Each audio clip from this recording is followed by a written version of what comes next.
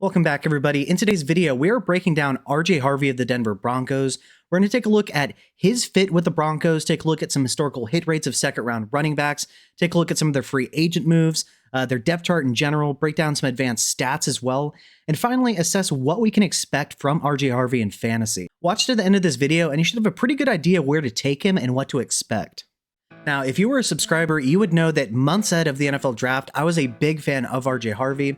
Bobby at Bobby's Big Board and I both broke down his film, assessed him, gave him a grade according to the fantasy football specific model with which we use to grade running back prospects, and we were thoroughly impressed. We actually comped him to LeSean McCoy as a runner. Now, will he end up as LeSean McCoy in terms of the production for his career? It remains to be seen, but we were very high on him, and so was the NFL, specifically Denver. Being selected 60th overall in the second round, this was much better than expected draft capital, but do we think he actually deserved this draft capital? Now, as you watch some all 22 cut-ups of RJ Harvey, let's talk about his strengths and weaknesses, right? So, he is very fast. Now, I don't really care about combine times. If you've been watching the channel, you'll know that I've said plenty of players do or don't play at their respective combine times on the field. On the field is all that matters. But his 4.40 40-yard dash is backed up by the film here. He does have the long speed to house call from just about anywhere on the field, but he also has good burst. I wouldn't classify it as necessarily elite burst, but I think it's more than adequate. And he combines this with his vision. See, what he loves to do is he loves to manipulate linebackers inside before cutting outwards and, having these blow-up plays, as you can see on this all 22, right? Now, he did it repetitively in college at UCF. Is that a habit necessarily, in the sense of, is it something that he is just going to continue to try to do even when it's not going to work? I'm not sure, but in college it worked consistently, and if it ain't broke, don't fix it, right?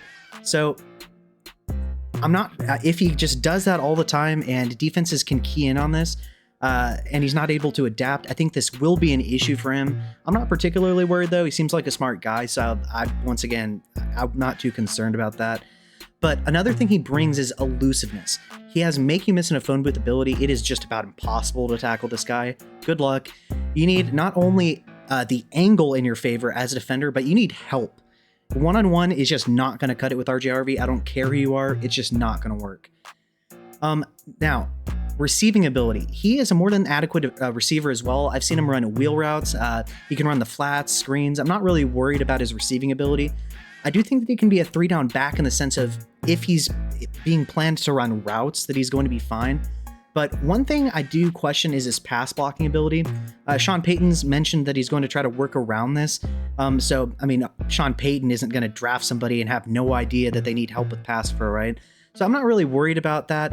I don't think it's going to keep him from being a 3-down back because I think he's a better receiver than Jaleel McLaughlin, who I think is a fine receiver. And Audric Estime, he's just not going to be the receiving back. He's not a 3-down guy. I think that, Audric Estime is going to get some of those in between the 20s, less impactful touches, and then you're going to get RJ Harvey along the goal line, 3rd down situations, with a little bit of McLaughlin's sprinkled in here and there. But I think that RJ Harvey is by far and away going to be the guy you want here. But I will say, pass pro, he is going to need to work on his hand placement. His anchor isn't the best either. Really, he's just, while he has a fine BMI, he's just not the biggest dude. And that is going to be something that he is going to need to improve upon if he wants to become a true 3-down back that doesn't just, it makes it so that defenses can't just know that that Bo Nix isn't going to get protection from the running back on any given 3rd down, right? But nonetheless, there is a ton to like with this guy, and as you can see, he is explosive. Now let's take a look at some second-round running back hit rates from the past 5 seasons. That's 2020 through 2024, so a 5-year sample size here. In 2020, we had DeAndre Swift, who was picked 35th overall. In 5 seasons, he has not been an RB1, but he has been an RB2 5 times. So it's a 0% RB1 hit rate and a 100% RB2 hit rate. I would personally love this if this was RJ Harvey's outcome. Obviously, I would prefer RB1 production from him. But as you can see, second round running backs, the hit rates are just not nearly as good as you would hope for, at least in my opinion. But I would be fine with it, but obviously we would prefer some RB1 production. Jonathan Taylor, same draft, was selected 41st overall. I thought he should have been the first running back selected. I thought he was more talented. In 5 seasons, he's been an RB1 3 times and an RB2 0 times. And so that's a 60% RB1 hit rate and a 0% RB2 hit rate. Obviously, if Harvey gave us this type of production, you would love this. I would. Taylor's, he held out for a contract and then has dealt with some injuries. So it's kind of impacted his career. But when he plays, he does produce. So we like that. Same draft, Cam Akers selected 52nd overall. In 5 seasons, he has not been an RB1 nor an RB2. And so that's a 0% hit rate across the board. His career was derailed by injury, so it's not really his fault per se. It's not as if he was a total bum. He's shown his flashes of production before, but, Achilles tears are just going to do that to you. Same draft, J.K. Dobbins. As a Ravens fan, this hurts my soul. Selected 55th overall. In 5 seasons, he has not been an RB1, but has been an RB2 twice, so it's a 0% RB1 hit rate and a 40% RB2 hit rate. Same thing with Cam Akers, derailed by injury. I would prefer that his career work out a little bit better than J.K. Dobbins, obviously, but once again, Dobbins, just like Akers, was a talented back. It's not really his fault. However, with A.J. Dillon, selected 62nd overall in the same draft, in 5 seasons, he has not been an RB1 and has been an RB2 once. So that's a 0% RB1 hit rate and a 20% RB2 hit rate. This guy was overdrafted, in my opinion. I was never a big fan. He was Derrick Henry's size without any of the aggression, tackle breaking ability, athleticism. Yeah. So then we have Javonte Williams, was the only one selected in 2021, 35th overall. In 4 seasons, he has not been an RB1 and has been an RB2 once. So it's a 0% RB1 hit rate and a 25% RB2 hit rate. With Javonte, just like with Dobbins and Akers, his career was derailed by a multi-ligament knee injury. The burst just is not there. He doesn't break tackles like he did. Obviously, you would prefer RJ Harvey's career work out better than this. Back in 2022, though, we had Breece Hall selected 36th overall. In 3 seasons, he's been an RB1 once and an RB2 once, so that's a 33% hit rate across the board between RB1 and RB2. He was well on his way to being an RB1 in his rookie season before it was derailed by that ACL tear, but he came back, put up an RB1 season in 2023. With Breece Hall, I would love it if his career worked out like Breece's. Breece is a very talented player. I think we're going to see plenty more good years of production from him, given his receiving profile. If he's Breece Hall, I'm ecstatic, personally. Then we have Kenneth Walker in the same draft, selected 41st overall. In 3 seasons, he has not been an RB1, but has been an RB2 twice. That's a 0% RB1 hit rate and a 66% RB2 hit rate. With Kenneth Walker, he has RB1 potential. He's just dealt with injuries every year, right? And so it's hurt his end-of-season finish, but when he plays, he does provide a substantial amount of upside any given week. Then we have James Cook, selected 63rd overall. In 3 seasons, he's been an RB1 twice and has not been an RB2, so that's a 66% RB1 hit rate and a 0% RB2 hit rate.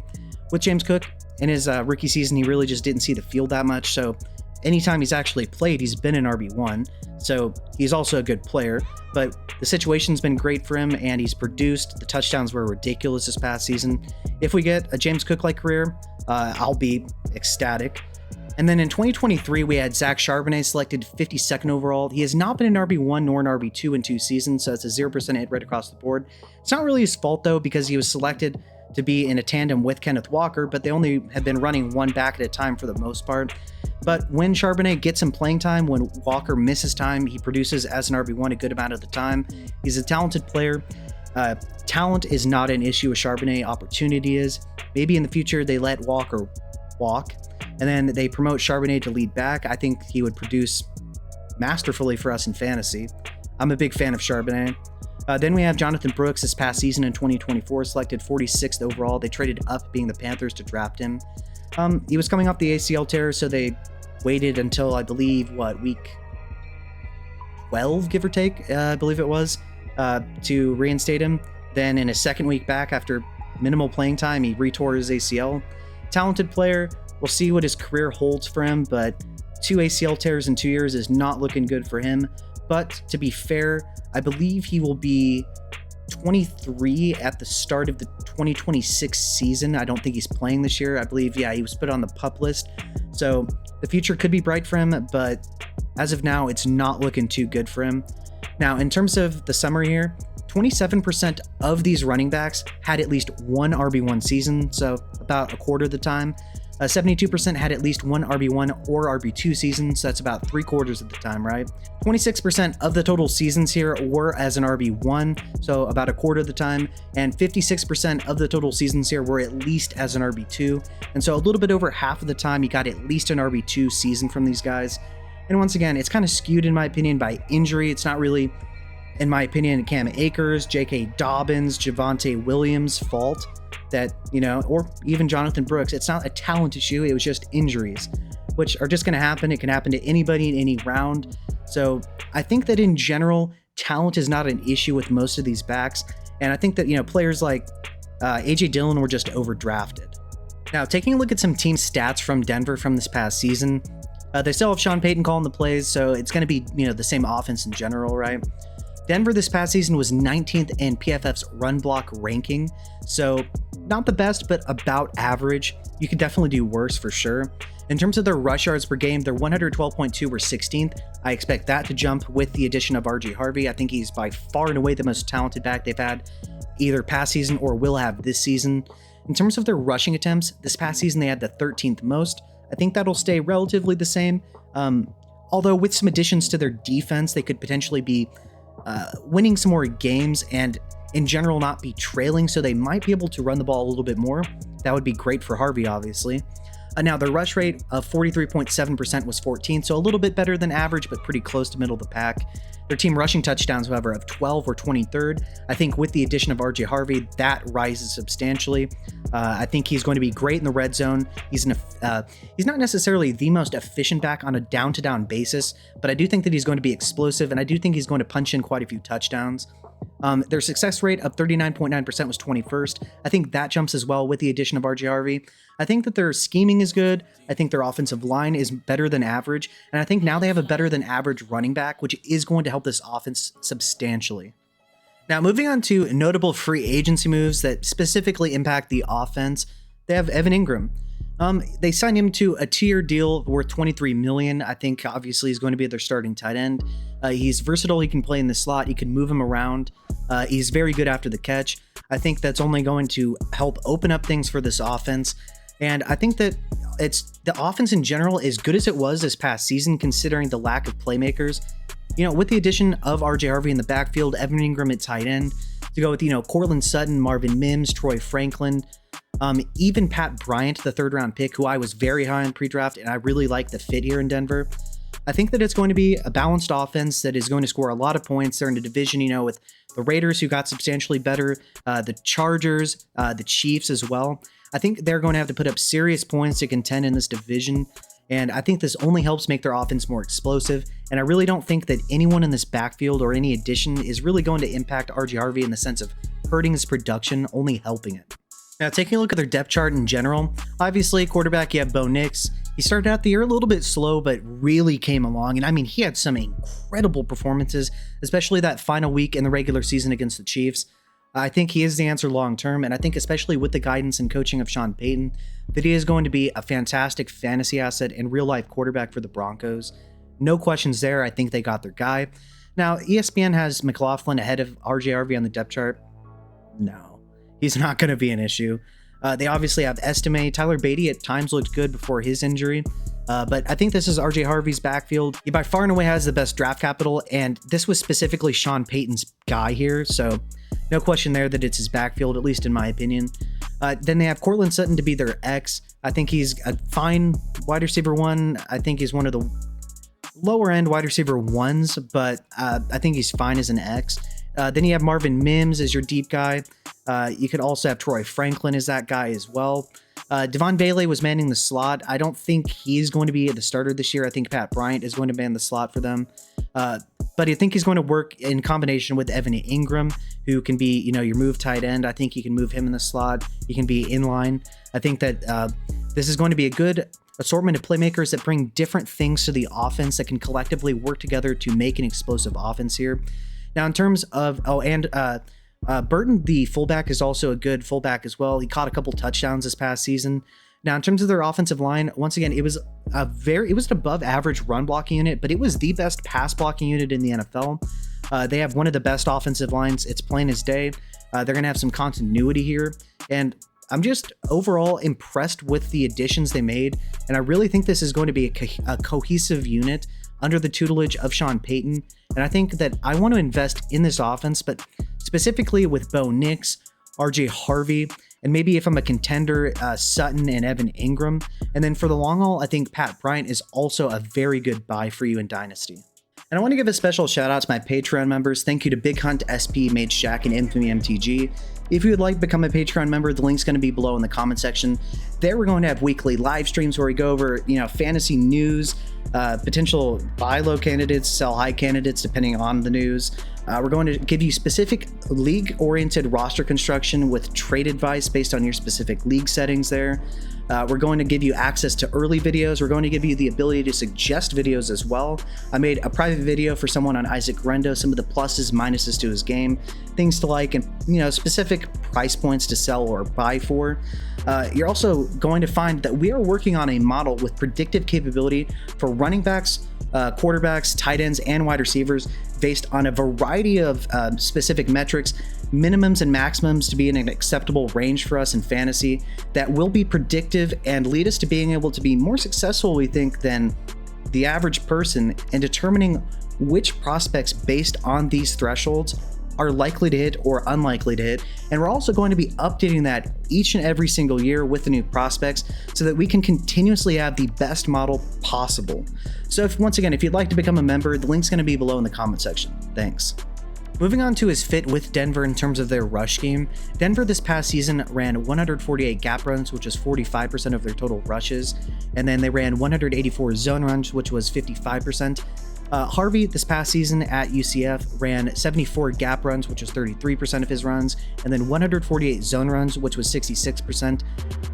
Well, this past season they ran more zone runs than gap runs. I think that continues because I do think that Harvey is less so, physical and bruising necessarily, and more so uses his vision and is very elusive and sneaky. So I think that this is going to slant more so once again towards zone runs from them. But Sean Payton's a smart guy. He's going to get the most out of his guys. He made the playoffs with the offense they had this past season. I have no concerns in any way, shape, or form. I think he's a good fit for the offense. And I think he is by far and away the most talented runner. I'm going to have said that a million times by the end of this video, but it's true. And finally, getting to some advanced stats here. Among draft-eligible FBS running backs with at least 100 rush attempts in 2024, that was a sample size of 72 running backs, Harvey received 231 rush attempts, pulling fine on the ground in terms of total volume. It shows that he can hold up. In terms of his yards per attempt, his 6.8 were third in this entire sample size. He's that good. His yak per attempt of 3.88 was 11th, which is impressive. People seem to think that he's just this tiny guy, but his BMI is solid, as you'll see here in a minute. In terms of his breakaway run percentage, his 52.4% was 8th in the sample size. He is one missed tackle away from housing it from anywhere on the field, and he has the make you miss ability in a phone booth. Once again, as I said earlier, one guy with an angle is not enough. You need two guys, one help defender with an angle to get this guy on the ground. Otherwise, it's just not going to work for you. In terms of his PFF rushing grade, his 89.5 score was 11th. I think that's a fair grade. I think he's one of the most talented rushers of the football in the class. In terms of his PFF receiving grade, his 62.2 was tied for 35th in the sample size. I think he's a fine receiver. Like I said, he can be used in the screen game and the flats. He can be used vertically on those wheel routes out of the backfield. I think you could probably line him up outside if you want to. I don't think he's Jahmyr Gibbs or McCaffrey as a route runner, but I still think he's fine and an above average pass catcher. It's just, the pass protection that is definitely going to need some work here. In terms of his yards per out run, he's 1.39, we're 8th in the sample size. That's impressive. But look at his elusiveness rating. His 122.2 score was 9th in the sample size. Like I said, he is incredible in open space. He has a good feel for where defenders are, how to set them up. He has a nasty dead leg as well. Lethal in the open field. In terms of his missed tackles forced, he had 69 on the season, which was 7th in the sample size, and an impressive 0.29 per attempt. That's a good mark there. In terms of his rushing yards and rushing yards per game, his 1,578 are great at 131.5 per game. His receiving yards of 267 and 22.3 per game are nice. Running backs generally, even though it's becoming a little bit more common, just generally aren't used to the best of their abilities in the sense of in the passing game unless they're just truly elite running backs in terms of being a pass catcher. Although, with the emergence of players like Cam Scatteraboo, who had over 600, It's becoming more of a trend that they are, but he had an impressive 25 total touchdowns on the season. Like I said, this guy is dangerous, and I do think he's going to be a point scorer for us in fantasy football, specifically with touchdowns as well. Now, moving on to my grades of RJ Harvey, and finally what we can expect from him in fantasy, be it redraft or dynasty. RJ Harvey was 5'8", 205 pounds. Now, you know how I said earlier we were going to get to his BMI? He has a 31.2 BMI. That is well above the 30.0 threshold to be a bell cow back. He has the build to do it. While he's not tall, he is not this tiny guy. He's built relatively similarly to Kenneth Walker, who I believe was 5'9", 212, I think, give or take. 211 specifically, if I remember correctly. Nonetheless, solid BMI, and it's an elite BMI. Now, he was a senior. He was a quarterback who transitioned to running back, so he actually doesn't have, you know, some of the ridiculous mileage that some of these guys who aren't early declares have. So that's a plus. His NFL draft capital was great. He's a second-round pick. Even if it's at the end of the second round, it's still second-round draft capital. We would prefer first, but there can't be 50 first-round running backs every year. We'll take the second-round draft capital. My pro comp was LeSean McCoy. I pray that he ends up having the career that LeSean McCoy had as a Philadelphia Eagle, Buffalo Bill, and the like. You know, he's similar to McCoy in that he has incredible vision. He sets up defenders. He bounces it outside. He's incredible in open space. Has nasty assortments of juke moves to just make you look dumb. He does it consistently. He's fine out of the backfield and very shifty. And I'm surprised I haven't heard this comp, to be honest with you, more often from people. My official grade for him was an 81.5 out of 100, which is a great running back prospect. He was one of my favorite running backs. I was high on him much before the NFL draft, and I'm very glad that they saw the same thing, so I didn't feel crazy. Thank you, Sean Payton in Denver. Now, in terms of where should we be taking him in rookie drafts, I think that he's a fine pick at the end of your first round. You know, he's a little bit older. He's going to be 24, so he's not on the younger side. But, you know, with running backs, we really don't expect them to be two contract type of guys generally. If they are, it's a plus. Most guys just aren't going to be. So, you know, if we get 4 years of RJ Harvey and we get running back 1/2 production, I'm happy with it. I think that he should be going ahead of players like Caleb Johnson, who I do like, but I think RJ Harvey's receiving profile and the fact that he could potentially just take over this backfield and get the lion's share of the receptions and carries that matter, make him a little bit better in my opinion. I would not be taking him over players like Travion Henderson, Quinshon Judkins, who I just think are a little bit more talented, but please don't take that as a disparagement of RJ Harvey's talents. I think he's very good, and I think we could expect low-end RB1 to high-end RB2 production from him this season if he gets the backfield pretty much all to himself, at least the touches that matter, like I think is going to happen. That's in Superflex, by the way. In 1 QB leagues, I think he's basically just one spot ahead because you would take Cam Ward out of the equation. So probably, you know, that mid to late first round. In redraft, I think you could take him anywhere, maybe rounds 7 to 9. I figure he's probably going. That may go, he may go higher than that, lower than that. Just depends. I would take a shot on him because I do think that he could get a lot of touches right away. I think he's going to take over this backfield, and I don't think anyone is going to take away the touches that really matter along the goal line and third downs, even though Estime is going to be that between the 20s kind of less valuable touches kind of guy. But yeah, what do you think? Do you think I'm a little bit too high, a little bit too low? What do you see in him? Let me know below in the comment section. Feel free to subscribe to my Patreon. I don't make any money off of these videos, so I would really appreciate your support. Feel free to like and subscribe. I would really appreciate it. Show your friends. Thank you, and have a good day.